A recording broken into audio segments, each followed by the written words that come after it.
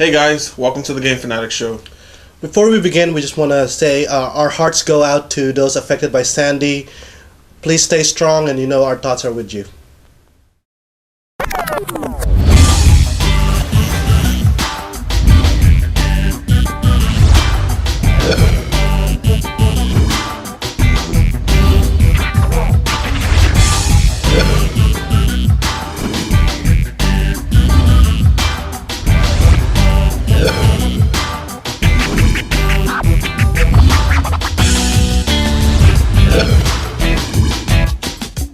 Hey guys, welcome to episode 15 of the Game Fanatics show. I'm your host, Fanatical G. And I'm Rai Kiari. And we're going to do things a little bit differently now. We're here in season 2 and we have a lot of changes for you guys. First off, we're going to start talking about what we've been playing. So Ryan, what have you been playing? Dude, so I've been getting some hours in Dishonored. It's so good.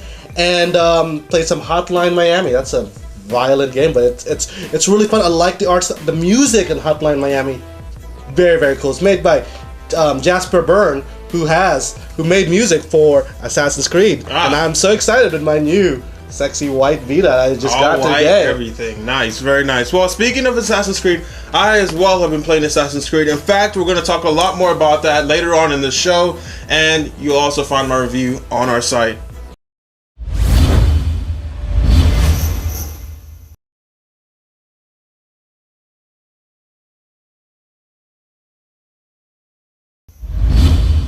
Alright, let's go ahead and kick off the news. Two really big news topics were announced a couple of days ago. First thing we're going to talk about is, drum roll, Grand Theft Auto 5. Now, Rockstar has laid the rumors to rest about Grand Theft Auto 5, saying that it will be released in the spring of next year. We don't really have a release date, but at least now we have a release window and a lot of fans can be appeased. Rockstar also went ahead to say that this is going to be their most ambitious and expensive game yet. You'll be able to play everything from mountaintops to ocean floors. Really cool. One caveat is that the PC version has not been mentioned at all, but you can start pre-ordering your console versions next week. And dude, I really hope that they come with a PC port sooner than later, because we still haven't seen Red Dead in the PC yet. Exactly, very good point. And Rockstar is notorious for making not so good PC ports. Hopefully this is a change for the better. Yeah, and on to the next news. Disney just bought LucasArts and the rights to Star Wars for $4.5 billion. That's more than what they paid for Marvel, and that investment actually paid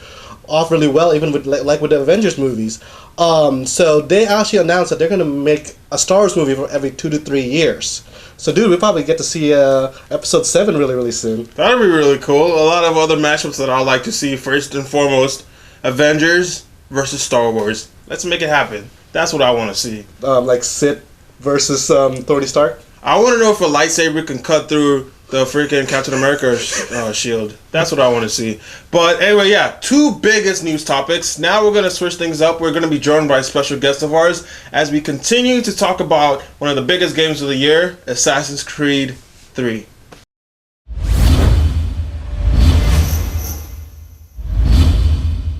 Welcome back, guys. We're actually here with Ezio, and we'll be talking about Assassin's Creed 3. Now, this game is awesome. I've been talking about it for the longest, and now that we finally have our hands on with it, I can share with you guys a little bit more about Mi scusi. So Ezio really is here. Alright, so we were just talking about you, funny enough. Well, we're talking about, I don't know if you're related to him, but Connor, but... Oh, I don't even know about this guy. Connor? Dude, so dude, first of all, good job on your outfit, dude. How long did it take for you to get that together? On and off about 4 or 5 months. Really? What made you want to hey, I want to dress up as? Well, I mean, he looks sexy and all. Well, first of all, I wanted to be more like the Brotherhood's assassin, the recruits. So I didn't want to look like Ezio. Until I saw these pictures and started making it and just wanted to get into the persona and have the bad Italian accent, So, I mean... Talk with your hands. It worked out in the end. Cool. Awesome. So tell me about these boots, though, man. They look pretty baff. Oh, yeah. I got some... I went to the Texas Ren Fair and some lady sweet-talked me into buying a pair of boots. They're nice boots though. They are really nice. She got sweet talked into buying some sweet boots. Yeah. So, dude, man, yeah. Assassin's Creed 3. Now, this game is awesome. Been playing it all weekend. Really, really long. The game takes a lot of work, a lot of time to beat. It's actually a really, really long game. What would you say is outright the main difference between Ezio and Connor? Oh, I think Connor is way more of a Banff than Ezio was. What? Why? I have a problem with what you're saying. Because like Ezio's a romantic character. He's the man of the world. No, but really, I think Connor, they've done a really good job of growing Connor as a character. I'm not going to spoil anything because it's actually something that you pick up once you start playing as Connor, because you play different stages of Connor and everything just flows really well. You know, with Ezio, we picked him up as he was, messing around with that girl. He was a baby. You never move your leg. Oh yeah, you have to move your leg. But then you never really got much more than that. You went from like baby to like full grown dude hopping into a girl's bedroom and pissing her dad off. Christina. Yeah, it's pretty good. That's an amazing accomplishment. But yeah, Assassin's Creed 3 is a really big, expensive game. There's so many things you can do in that game that sometimes it gets a little bit, overwhelming. Because you're at the same time that you're trying to, assassinate people, you're also trying to take care of your homestead. You have side missions. You have naval missions. Forage and killing animals so you can get money and buy new weapons. How does that work? Is it like Red Dead where you have to go hunt animals and then? I've gotten that question a lot. I would compare the killing of your animals to Red Dead, in that it is almost the same kind of thing, but it's way faster. You don't have that whole skidding and blood spewing on your screen. I mean, the favorite part of Red Dead is like Exactly, right?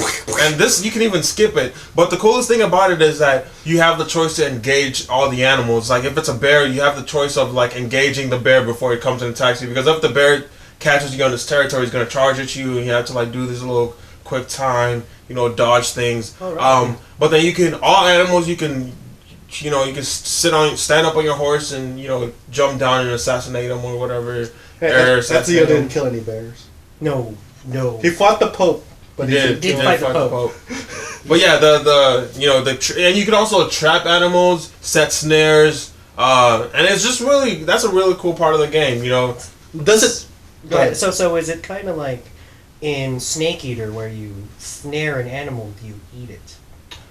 No, you don't eat it. I wish you did. It would be cool if you snared like a rabbit and you just started, chomping on it, but the parts of the animal are actually really good for trading. You can trade different things. Also on your homestead, you can trade for like coal and wood, timber, stuff like that.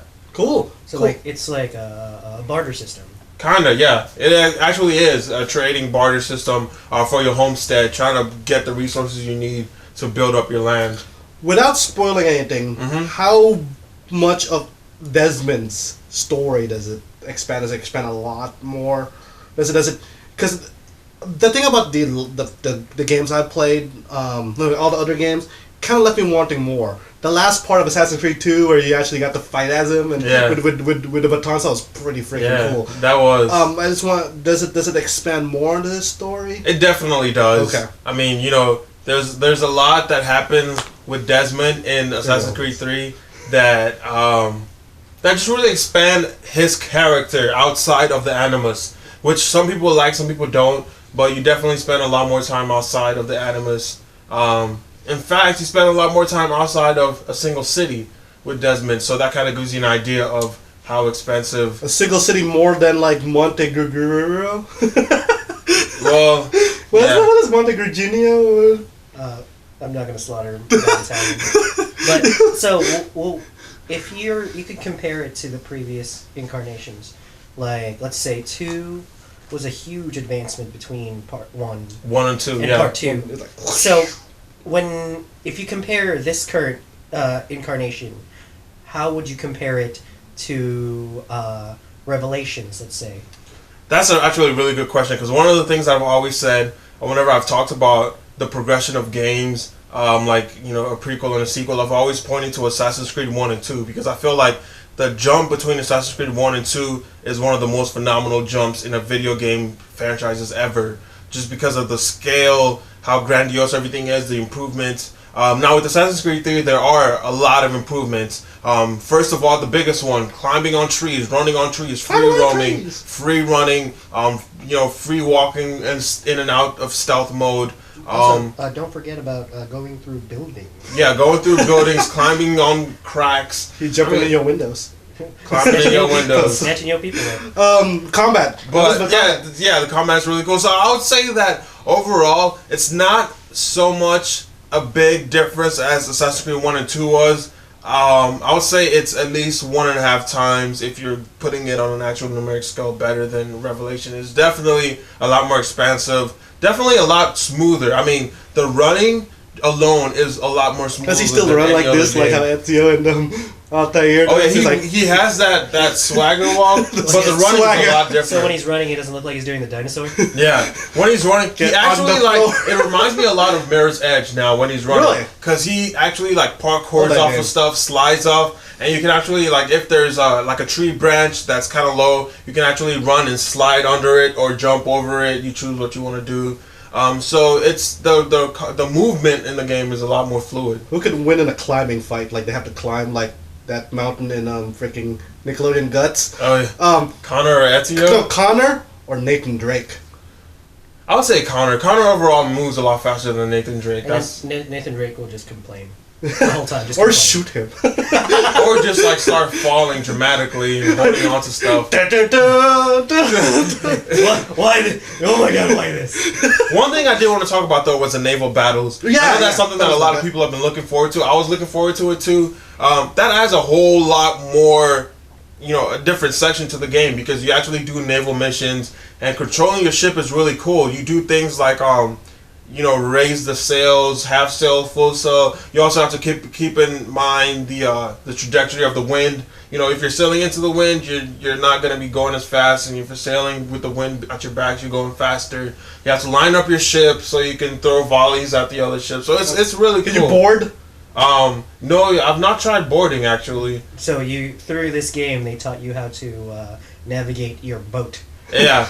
Navigate and kill, man. Because you have two different. You have your cannon and you have your freaking sniper cannon. So you know where the fore and aft is, and starburst. Yeah, the starburst. Starburst. It's starboard and the other. I don't even know the other one. The mainsail. I know where the mainsail is.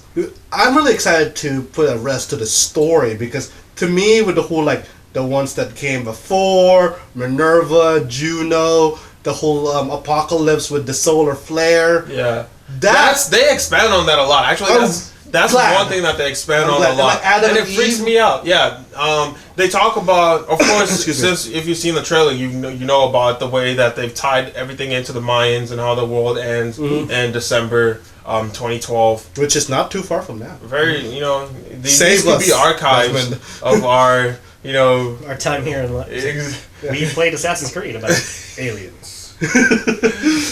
Exactly, but they do expand on that. Not going to spoil anything because after the first few minutes, everything I say after that in regards to that section of the game is pretty much spoiling All right, it. Cool. Awesome. Dude, I'm excited. It's actually have it here right now. I can't wait to pop it in. I also got play Avalon when I'm on the road. That's cool. I mean, I don't know how Avalon's story is. I'll let you know. One thing, definitely, because one thing I can say about Connor's story is that it is engrossing. I mean, it has to be one of the best adventure games I've played in a long time. And that's considering, Uncharted. That's considering all these really great adventure games. Because I feel like one thing that Assassin's Creed has always had, hands down, over any other game is the history. And, you can't really beat, seeing George Washington trying to save Sam Adams' life. Thomas Jefferson. Keep making a beer.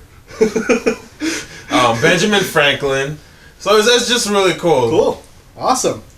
So I guess that's it.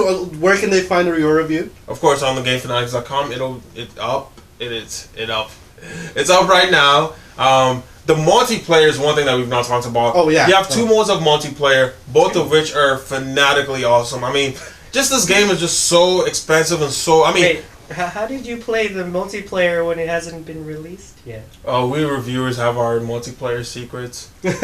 Nice. But there are people on the servers. Because I do like the old like just deathmatch and finding people. That was one of my favorite things to play in Brotherhood.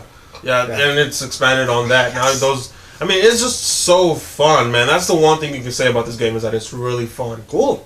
So check out Charles' review on the Game Fanatics website. Thanks a lot, Mr. Auditore. For sure, man. It feels kind of weird being on this side of an interview, but thank you guys for having me, man. Back to you, Charles and Ryan in the studio. Yeah, JK.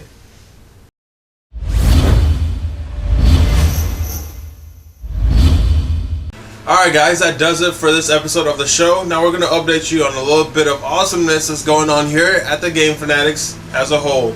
Now, a little bit of update on our Fanatical rig. We just got 32 gigs of RAM from our friends in Kingston. Not Kingston, Jamaica, but Kingston the company. We have a lot of other cool stuff like the Sharkoon Skiller keyboard and mouse that we're going to be reviewing and sharing a lot more about it with you guys. It looks really cool, really shiny. It has buttons and it flies to the moon and stuff. Don't forget about our friends over at the Game Fanatics audio podcast. Yeah. They're really rocking it. You can subscribe to them on the Game Fanatics website. Very cool. Speaking of the Game Fanatics website, I've been working on a little bit of awesomeness. Been using that word a lot, but it really is awesome. New website coming soon. You guys definitely do not want to miss it. It looks really cool. Bells and whistles, and it also flies you to the moon. And a little bit of awesomeness, our man behind the camera, Arnel Ragasa, he is working on the Super Game Fanatics, which is a very awesome show. You will see more of it really soon. Another thing that Arnel is working on, because we all know that he is a freaking awesome Nintendo lover. Yes. So we're going to be doing, like we said last week, a very special Wii U episode. We're going to be live streaming our first few hours with the Wii U, and we're also going to be giving one lucky local fan the opportunity to hang out with us, grub on some Super Fanatical snacks, and play the Wii U for the first time with us. So keep your ears tuned. Follow us on Twitter at The Game Fanatics. Of course, you can follow me at FanaticalG. And I'm Rai Kayari. Alright guys, thanks for tuning in. As always, we love you guys. See you next time.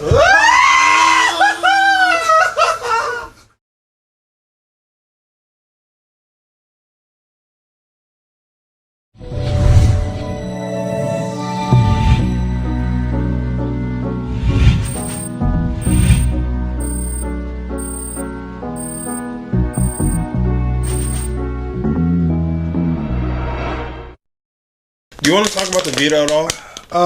I haven't. That's my extent of my experience with the Vita.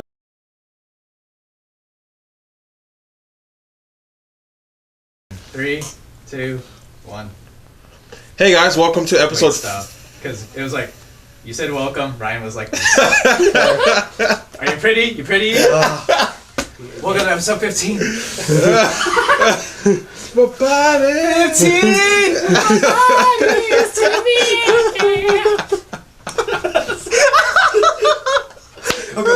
Go. Come on. All right. 3, 2, 1. Hey. 3, 2, 1. Ready? 3, 2, 1. I wasn't ready. 3, 2, 1. You threw me off with that Spanish, man. 3, 2, 1. Hey everyone, welcome to the Game Fanatics show. I'm your My host. glasses. Damn it! It was like slipping. It's like, what is it? Huh? Oh, I can't even reach out of it. Yeah, we were like, Okay, I'll do that again. Foot long. yeah. What? What did he do? You'll see it at the end of the show. Okay.